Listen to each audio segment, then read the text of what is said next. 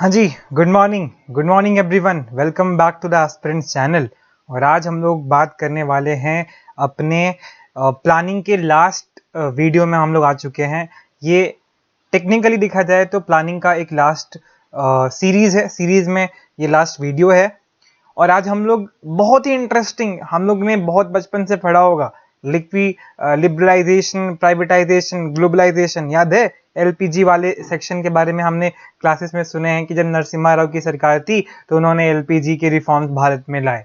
तो वो एलपीजी के बारे में भी आज ही हम लोग बात करने वाले हैं। ठीक है भैया, चलो तो स्टार्ट करते हैं अपनी क्लास।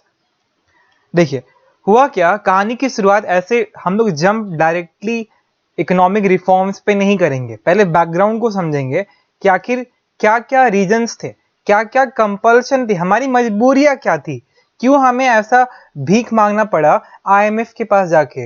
और उससे पहले भी वो भी कहानी समझेंगे कि जब पहली बार, या फिर जो हमारे पास फूड में हमारा सेल्फ रिलायंस तो था नहीं, हम आत्मनिर्भर तो थे नहीं खाद्यान्न में खासकर, तो उस केस में भी हम फूड इंपोर्ट करते थे। जो कहते हैं ना कि अमेरिका से कि बहुत दानवीर बनता है ये, ऐसा कुछ नहीं था। इसने हमें उस घटिया क्वालिटी के राइस को एक्सपोर्ट किया जो वहां के सुअर तक नहीं खाते थे। पीएल 480, पीएल 480, पब्लिक लॉ 480 एक उनका कानून था जिसके थ्रू वो हमें एड देते थे। खैर, देखिए हुआ क्या कि जब 1965 और 1966 में भयंकर मॉनसून हुआ भारत में। अब इस भयंकर मॉनसून का भारत के एग्रीकल्चर पे बहुत बड़ा इंपैक्ट पड़ा। इसके चलते भारत में इन्फ्लेशन, क्योंकि प्रोडक्शन हुआ नहीं चीजों का, इन्फ्लेशन भारत में लगभग 12% तक बढ़ गया। समझ रहे हो? 12% का इन्फ्लेशन का मतलब बहुत ज्यादा भयंकर वाला इन्फ्लेशन हो गया था। ठीक है, 12%। साथ ही साथ आपको याद होगा कि 1962 में हमने चाइना के साथ, फिर 3 साल के बाद 1965 में पाकिस्तान के साथ युद्ध किया। अब इसके चलते हमारे डिफेंस एक्सपेंडिचर में बहुत भयंकर इंक्रीमेंट हो गया। और जब आपके डिफेंस एक्सपेंडिचर में बढ़ावा मतलब इंक्रीमेंट होएगा तो आपका फिजिकल डेफिसिट ऑटोमेटिकली बहुत बढ़ जाएगा। सरकार के जो खर्चे हैं वो बहुत बढ़ जाएंगे। वो जीडीपी का 7.3%। मैंने आपको पर्सपेक्टिव देने के लिए बताता हूं। लगभग जो एफआरबीएम एक्ट है जो हमने पढ़ा भी था, वो कहता है कि हमारा 3% तक जीडीपी होना चाहिए। जीडीपी का 3% तक ही फिजिकल डेफिसिट होगा तो वो ठीक है, वो काम चलाऊ है, वो बेहतर है, वो देश के ग्रोथ के लिए इंपॉर्टेंट है। लेकिन जस्ट इमेजिन, जीडीपी का 7.3% 1966-67 में हमारा फिजिकल डेफिसिट हो गया था। ये अब जो आप पैसा खर्च कर रहे हो, आपके पास पैसा है नहीं, कहां से लाओगे? आप चीजों को दाम बढ़ाओगे, है ना? आप इंपोर्ट करोगे तो अल्टीमेटली भारत में इन्फ्लेशन बहुत बढ़ने वाला था। बैलेंस ऑफ पेमेंट की क्राइसिस अलग ही तूफान पे थी। हमारे पास फॉरेन एक्सचेंज रिजर्व मात्र 340 मिलियन डॉलर थे। मतलब मान के चलो कि 2 महीने का इंपोर्ट करने के लिए ही मात्र हमारे पास पैसा था। ये एक बहुत ही वल्नरेबल टाइम था भारत के लिए, देश के लिए। और इसी वल्नरेबल टाइम में, इसी नाजुक से समय में, USA, the United states of America, जो अपने आप को दुनिया का बॉस मानता है, जो दुनिया को दिखाता है कि वो सबसे बड़ा डोनर है, सबसे बड़ा फ्रेंडली कंट्री है, ऐसा कुछ भी नहीं है। There is no permanent friend, no permanent enemy, it is only the permanent interest, है ना? और एक बड़ी चीज बात कही गई अमेरिका के बारे में कि it is it is dangerous to be the friend of, it is dangerous to be the enemy of America. ये तो बात ठीक है, अगर आप किसी देश का दुश्मन है तो वो खतरनाक हो सकता है, लेकिन अगर आप अमेरिका के दोस्त हैं ना तो वो और भी खतरनाक है। It is dangerous to be the enemy of America, but it is more fatal to be the friend of America. America हमेशा से आपके बैक में स्टैब करेगा। And we also witnessed it during the India Pakistan war. चाहे वो बांग्लादेश के creation में जो रोल था सोवियत का, जब हमने इंडो सोवियत ट्रीटी साइन करी थी, अगर वो ट्रीटी साइन नहीं करी होती तो वहां पे भी अमेरिका हमको धोखा ही दे रहा था। वही चीज उसने 1965 के आसपास भी किया, जब भारत में इतनी बड़ी भुखमरी हो चुकी थी, इन्फ्लेशन इतना हाई था। उसने अपना एक इंपॉर्टेंट एड प्रोग्राम, जो भी मैंने जिसका जिक्र भी किया, पब्लिक लॉ 480, जिसके थ्रू वो भारत में फूड दिया करता था ह्यूमैनिटेरियन ग्राउंड के बेसिस पे, इसने ये रोक दिया। क्यों रोक दिया? क्योंकि यूएसए या वर्ल्ड बैंक या इंटरनेशनल मॉनेटरी फंड, टेक्निकली तीनों एक ही है ना, एक ही थाली के चट्टे बट्टे। तो ये सब चाहते थे कि भारत अपने ट्रेड इंडस्ट्रियल कंट्रोल जो बहुत रेस्ट्रिक्ट करके रखा है, जो दूसरी कंपनी को भारत में आने के लिए परमिशन नहीं देता है ना, हम अपने एग्रीकल्चर में जो सब्सिडी देते हैं, हमने जो रुपये के रेट को फिक्स करके रखा है, इन सबको हमको चेंज करना पड़ेगा। अब ये हमने किया नहीं, ये एक तरीके से ये हमारे से आर्म ट्विस्टिंग कर रहे थे, है ना, आर्म ट्विस्टिंग करने की कोशिश कर रहे थे। अगर आप ये करोगे तब हम आपको देंगे, लेकिन ऐसा हुआ नहीं। देखा जाए तो भारत में एग्रीकल्चर में इंडिजिनस सपोर्ट तो था, लेकिन वो सपोर्ट इतना इनफ नहीं था कि भारत में होने वाले डिमांड को फुलफिल कर सके। और इन सारे बैकग्राउंड में इंदिरा गांधी ने देखा कि जब सिचुएशन इतनी खराब हो रही है, तो उन्होंने लिबरलाइजेशन, ट्रेड को थोड़ा सा लिबरलाइज करने की कोशिश करी। 1960s में वो एक दौर में ट्रेड लिबरलाइजेशन की पॉलिसी हुई भी स्टार्ट, लेकिन उस ट्रेड लिबरलाइजेशन के प्रोसेस में जो रिजल्ट मिला और भी भयानक था। इंडस्ट्रीज में रिसेशन का टाइम आने लगा, इन्फ्लेशन हो गया, हम एक्सपोर्ट नहीं कर पा रहे थे, क्योंकि हमने जिस तरीके से पॉलिसीज को एग्जीक्यूट किया वो बहुत ही अप टू द मार्क नहीं थी। तो ये जो एक पीरियड रहा जहां पे हमने करेंसी डिवैल्यूएशन करी, हमने लिबरलाइजेशन करने की कोशिश करी, और साथ साथ हमने आर्म ट्विस्टिंग को भी विटनेस किया और पॉलिसीज ढंग से एग्जीक्यूट नहीं किया, इसके चलते भारत में जो इकोनॉमिक वल्नरेबिलिटी वाली सिचुएशन थी वो और बढ़ गई। और तब जाके 1967 के बाद हमने भारत में रेडिकल इकोनॉमिक पॉलिसीज की शुरुआत की। बैकग्राउंड ये था, क्योंकि हमें लगा ये शॉर्ट टर्म बेनिफिट, ये शॉर्ट टर्म ट्विस्टिंग से कुछ नहीं होने वाला है। अगर हमें फ्यूचर में चीजों को बेहतर करना है तो आज लंबे टाइम के लिए इन्वेस्टमेंट करना पड़ेगा। लॉन्ग टर्म इफेक्ट हमें अगर चाहिए तो उसके लिए आज हमें स्ट्रॉन्ग डिसीजंस लेने पड़ेंगे। अब क्या क्या किया गया?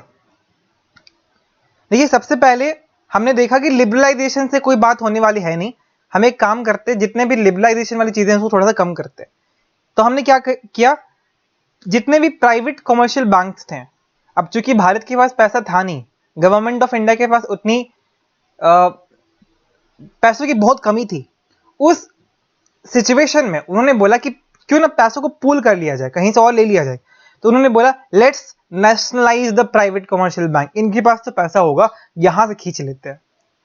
फिर हमने बोला कि नहीं, आप कुछ कंपनीज बहुत मनमानी कर रही है, तो उनके हम उस प्रैक्टिस को रेस्ट्रिक्ट करेंगे, उनके ट्रेड को रेस्ट्रिक्ट करेंगे, उनके मोनोपोली वाले कंडीशन को हम लोग आगे बढ़ने नहीं देंगे। इसके लिए हमने monopoly and restrictive trade practices act 1969 लाया। हमने बहुत सारे इंश्योरेंस वाले जनरल इंश्योरेंस कंपनी का नेशनलाइजेशन कर दिया, है ना। हमने गवर्नमेंट इंटरवेंशन, गवर्नमेंट कंट्रोल बढ़ा दिए। कोल इंडस्ट्रीज को 1973 में हमने नेशनलाइज कर दिया। फिर हमने फॉरेन, जो बाहर से पैसा आता था, उस आने वाले पैसे को रेगुलेट करने के लिए भी, क्योंकि हमें बहुत डर लगता था कि भाई अगर फॉरेन से पैसा आ रहा है तो हमारी कंडीशन अनस्टेबल हो सकती है। We were very suspicious towards the foreign exchange and foreign contribution.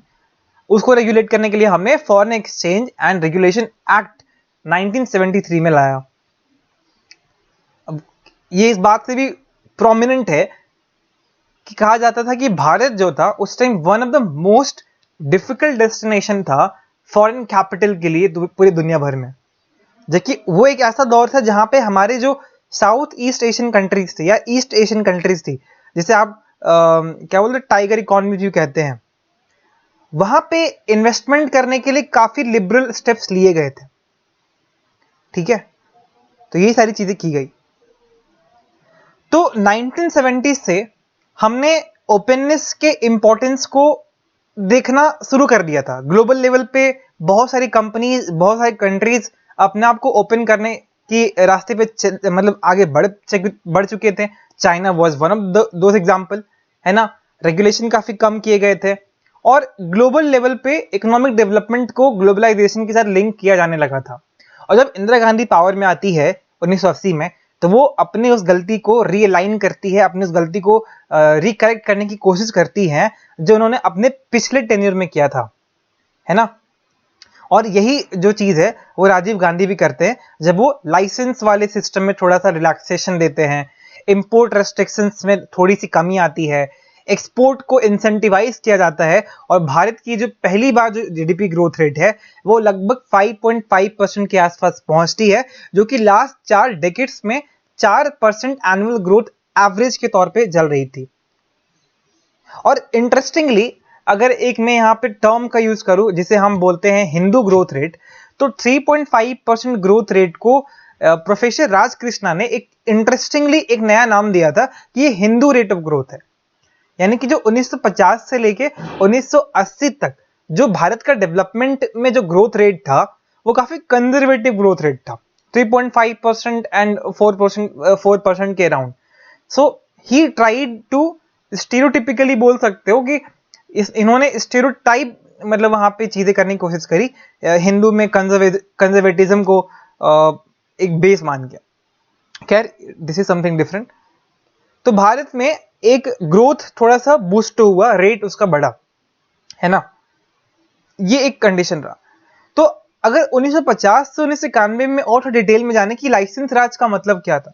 देखो लाइसेंस राज का सिंपल मतलब था कि अगर आपको कोई कंपनी स्टार्ट करनी है तो वहां पे आपको उसको खोलने के लिए, आपको कंपनी बड़ी करनी है उसके लिए, कंपनी में इन्वेस्टमेंट करना है उसके लिए, for every minute things you needed a licence.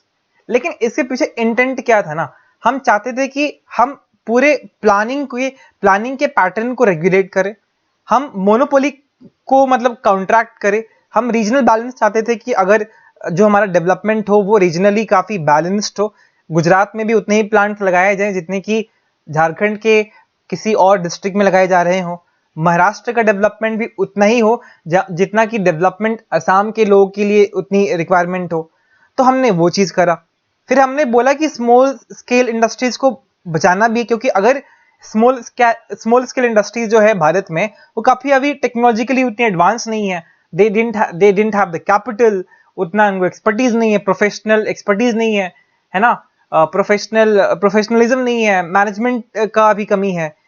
तो उनको भी तो बचाना जरूरी है, उन सारे लोगों से जो कि ग्लोबली बहुत ही एडवांस हो चुके हैं, प्रोफेशनल एक्सपर्टीज है जिनके पास, तो उन्हें भी हमको रिजर्व करना पड़ेगा। ठीक है, तो इस सबको, ये हमारा इंटेंट तो अच्छा था, लेकिन जिस तरीके से ब्यूरोक्रेसी ने इस पूरे सिस्टम को एडमिनिस्टर किया, जहां पे उन्होंने फर्स्ट कम फर्स्ट सर्व के बेसिस पे लोगों को लाइसेंस देने की कोशिश करी, डेफिनेटली जो बड़े बड़े हाउसेस होंगे, बड़ी बड़ी कंपनीज होंगी, वो एक बहुत ही इजी वे में लाइसेंस को ले सकती थी, और जिसके चलते भले ही उनके पास इंटेंट हो या ना हो, लेकिन उन्होंने इस पूरे सिस्टम का जो मैनिपुलेशन किया है उसके बेसिस पे ये जो रिजल्ट आया लाइसेंस राज का, वो एक ऐसा था जहां पे लोगों ने लॉज को बाईपास करना स्टार्ट कर दिया, करप्शन बढ़ गया, रेगुलेशन इतना कॉम्प्लेक्स था कि लोगों ने बोला कि यार इतने इससे अच्छा है कि हम ब्यूरोक्रेसी को ही पैसे दे दे, करप्शन क्या नाम है, ब्राइब दे दे और अपना काम निकलवा लेंगे। तो एक बहुत ही गंदा कॉम्प्लेक्स पॉलिटिशियन, ब्यूरोक्रेट्स और प्राइवेट इंडस्ट्रीज का एक नेक्सस बन गया, जिसके चलते भारत में लाइसेंस राज ने एंटरप्रेन्योरशिप को तबाह कर दिया, है ना।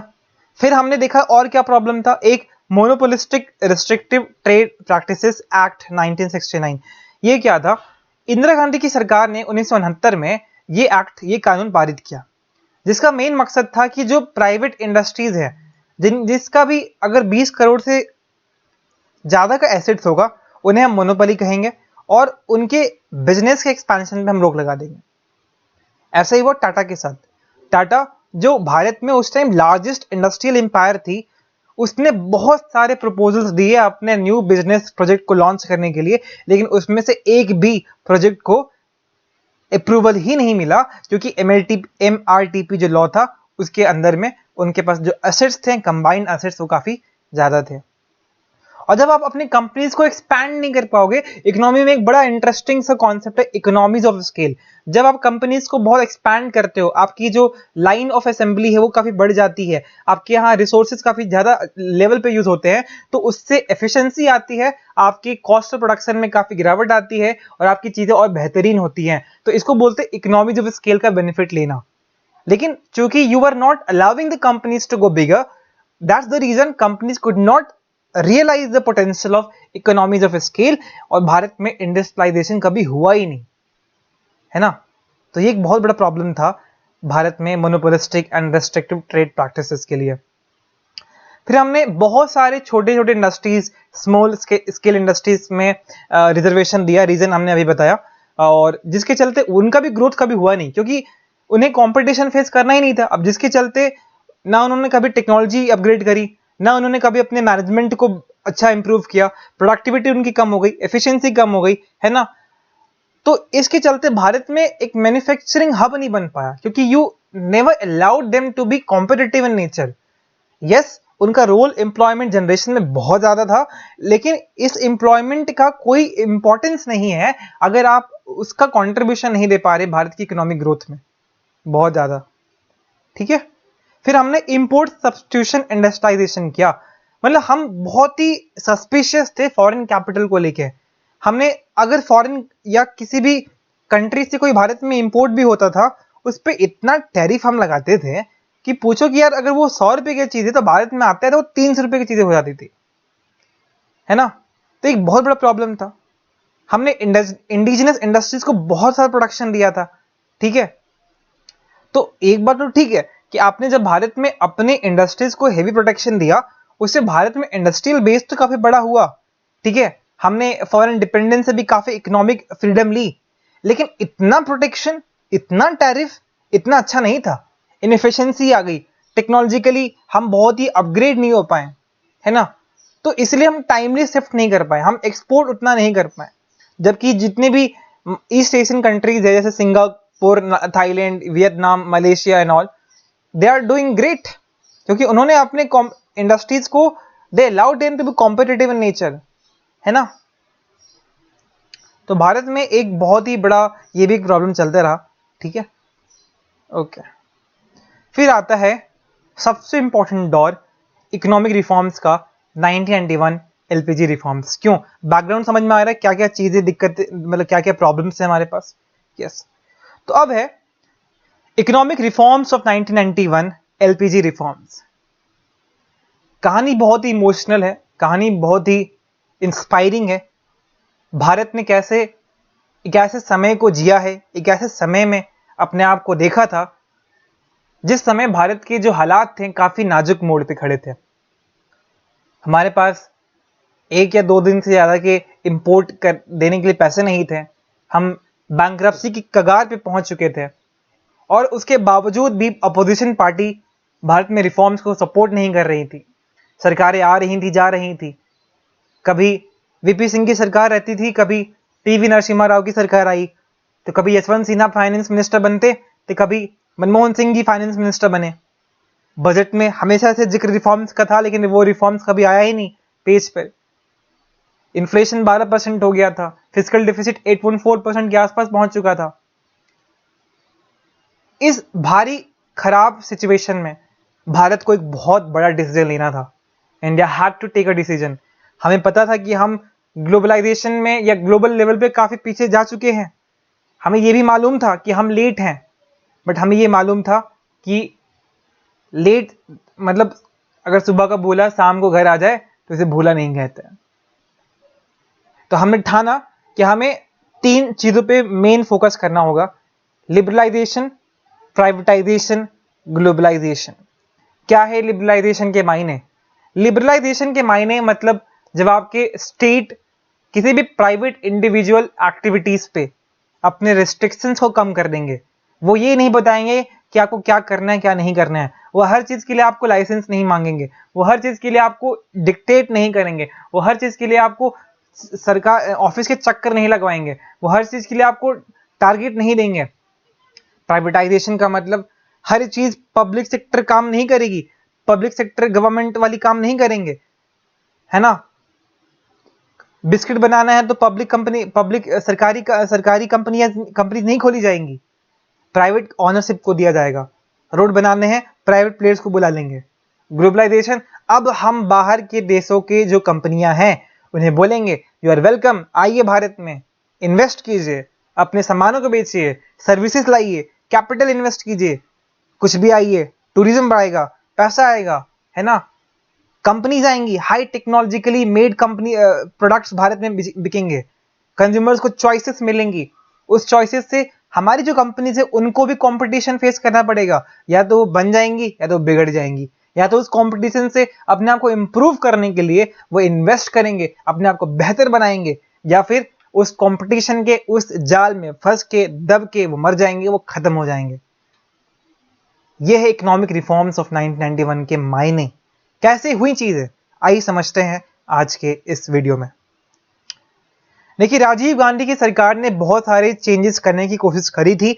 उन्हें पता था कि भारत में जो बैकग्राउंड रहा रिफॉर्म्स का वो उतना सही नहीं रहा, तो उन्होंने काफी माइनर लेवल पे, मार्जिनल लेवल पे चीजें चेंज करने की कोशिश करी, रिलैक्सेशन दिया, लेकिन वो फंडामेंटल नेचर में नहीं था। हम कंप्लीटली एक नए पैटर्न पे नहीं जा रहे थे, एक नया शिफ्ट नहीं आया था।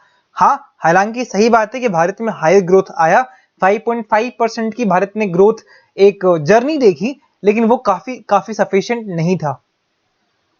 ठीक है, तो मतलब देखा जाए तो भारत की इकोनॉमी लग तो रही थी 80s में कि डूइंग क्वाइट वेल, लेकिन एक दूसरे हाथ में देखा जाए तो भारत में लॉन्ग टर्म काफी सारे वीकनेस थे। हमने ऐसा सिस्टम बनाया था जहां पे लाइसेंसिंग राज का दबदबा था। MRTP एक्ट 1969 ने कंपनीज को इकोनॉमीज ऑफ स्केल रियलाइज करने से 200 मतलब कोसों दूर पीछे छोड़ दिया था। बैंक्स को नेशनलाइज कर दिया, हमने इंडस्ट्रियलाइजेशन में भी इन्वॉल्व लुकिंग पॉलिसी अपनाई, and we were not doing well. Long term structural weakness था, हम फॉरेन कैपिटल को भारत में काफी अच्छे से नहीं मानते थे, है ना।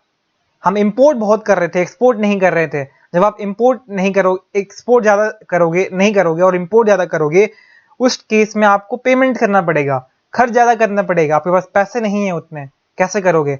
आप अपने बजट से पैसे निकाल के दोगे, आप फिस्कल प्रोफ्लिगेशी करोगे, मनी पैसा बर्बाद करोगे, ये सब चीजें करोगे। भारत का फिस्कल डेफिसिट 90s के दौर में 8.4% तक चला गया था, बहुत भयंकर 8.4% होता है।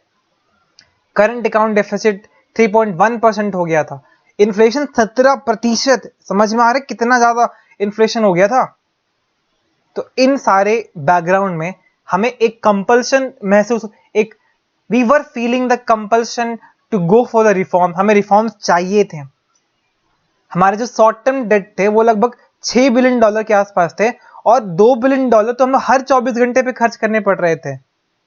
NRI अपने पैसे भारत से बाहर निकाल रहे थे, और 1991 तक हालात इतने बद से बदतर हो चले थे कि हमारे पास मात्र $1 बिलियन थे, जो इतने भी नहीं थे कि जिससे हम एक रात का इंपोर्ट तो छोड़ो, मतलब एक रात का इंपोर्ट ही कर सकते थे, और जो हमारे डेट जो कर्ज थे उनकी पेमेंट तो बात ही छोड़ दो। साथ ही साथ एक और जियोपॉलिटिकल इवेंट हो चुका था 1990 के दौर में, इराक ने कुवैत का इन्वेजन कर लिया। अब कुवैत एक ऑयल प्रोड्यूसिंग नेशन है, उसके चलते पूरे इंटरनेशनल मिडिल ईस्ट में, गल्फ रीजन में जो ऑयल के प्राइसेस थे वो बढ़ने लगे।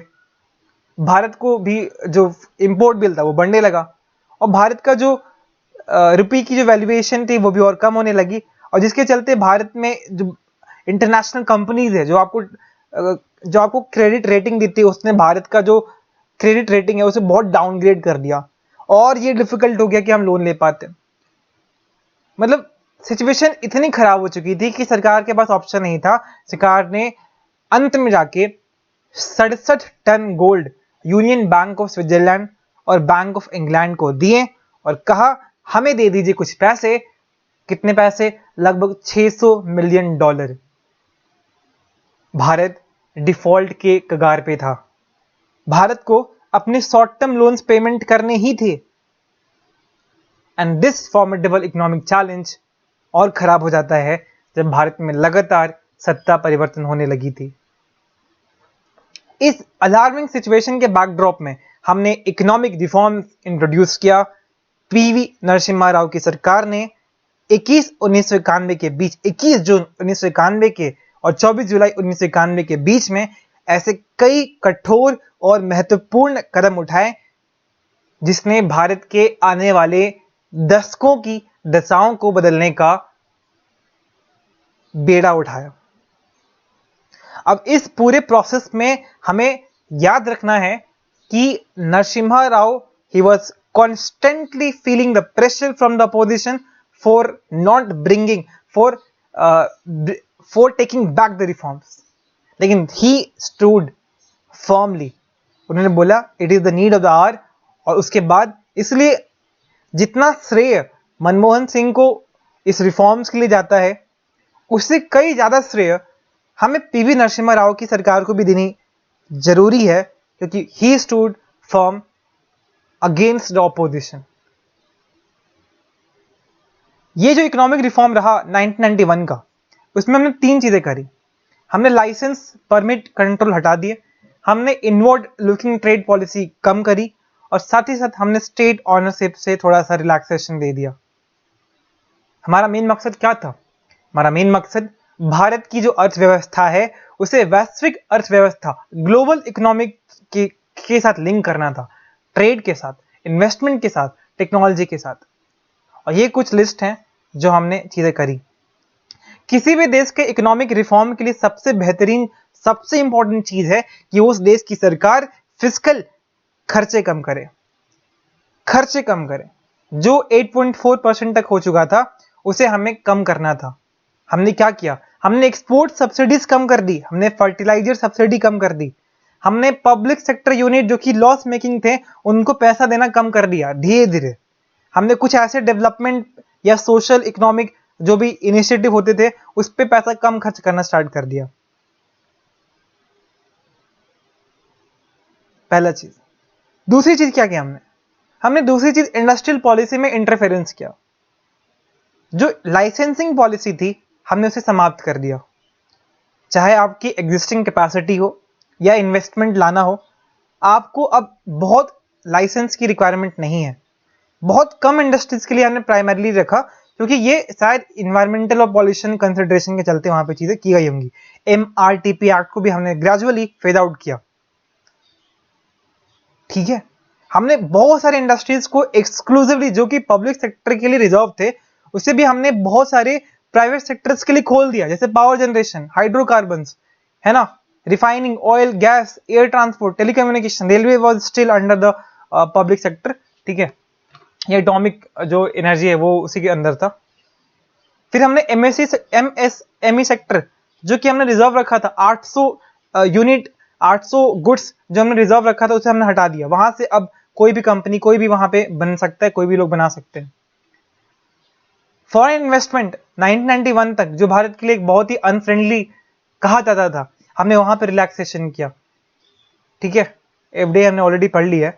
हमने foreign exchange management regulation act 1973 को हटाया और फॉरेन एक्सचेंज मैनेजमेंट एक्ट 1999 लाया, जहां पे हमने ये कहा कि अब सारी कंपनियां एक जैसी समान ट्रेड की जाएंगी।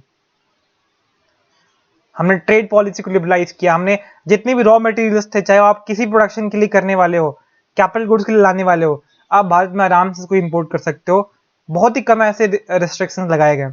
हमने रुपी की जो वैल्यूएशन थी, रुपी की जो हम क्या करते थे ना, जो रुपी का रेट होता था, एक्सचेंज रेट, वो आरबीआई उसको रेगुलेट करती थी 1991, और लगभग टेक्निकली देखा जाए तो उसके बाद हमने धीरे धीरे इसको मार्केट बेस्ड कर दिया। हमने काफी टैक्स रिफॉर्म किए। पर्सनल इनकम टैक्स 56% जो था 1991 में, उसे हमने 40% कम कर दिया, मतलब वहां तक लाया। Corporate income tax, just imagine 51.75%, such a huge number of taxes were being collected by the government of India and the services were like the Somalia. उसके बावजूद हमने कम करने की चीजें कोशिश करी। कस्टम ड्यूटी 200% से 65% पे आ गया, देख रहे हो? ये सारी चीजें हमने करी।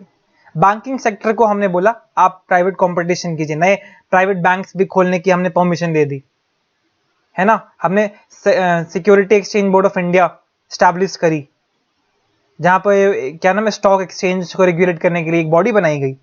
कैपिटल मार्केट को खोला गया, ठीक है।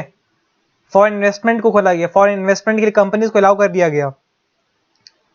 और इस 1991 के क्राइसिस ने भारत को एक नया फ्रेमवर्क स्टार्ट करने के लिए कंपेल किया, जिसके चलते भारत में कंपटीशन बढ़ने वाला था। वही कंपटीशन जो भारत की इकोनॉमी की एफिशिएंसी के लिए बहुत इंपॉर्टेंट था।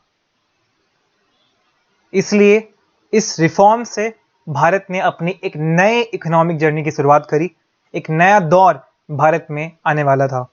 क्या रहा इस रिफॉर्म का शॉर्ट टर्म इंपैक्ट, आइए समझते हैं। इन्फ्लेशन 17% जो था वो मात्र 2.5 साल में 8.5% पे आ गया। हमारे पास जो फॉरेक्स रिजर्व थे 1.2 बिलियन डॉलर, वो आज लगभग 1994 में 15 बिलियन डॉलर के आसपास आ गए थे। जीडीपी ग्रोथ रेट 1.1% से 4% आ गया। फिस्कल डिफिसिट 8.4% से 5.7% के आसपास आ गया। एक्सपोर्ट्स डबल हो गए, हमारे एक्सपोर्ट्स डबल हो गए, फिस्कल डिफिसिट हमारा कम हो गया, जीडीपी ग्रोथ रेट 4% के आसपास हो गया, फॉरेक्स रिजर्व 15 टाइम्स बढ़ गया, इन्फ्लेशन हमारा 17 से 8.5% हो गया। ये तो शॉर्ट टर्म बेनिफिट थे, ठीक है।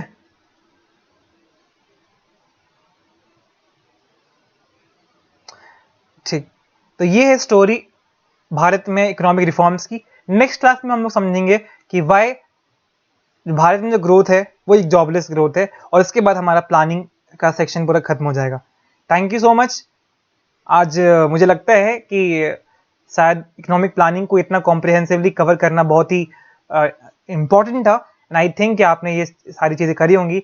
And thanks for with me, thanks for being with me, thank you so much. This is Nikhil Dubey, signing off.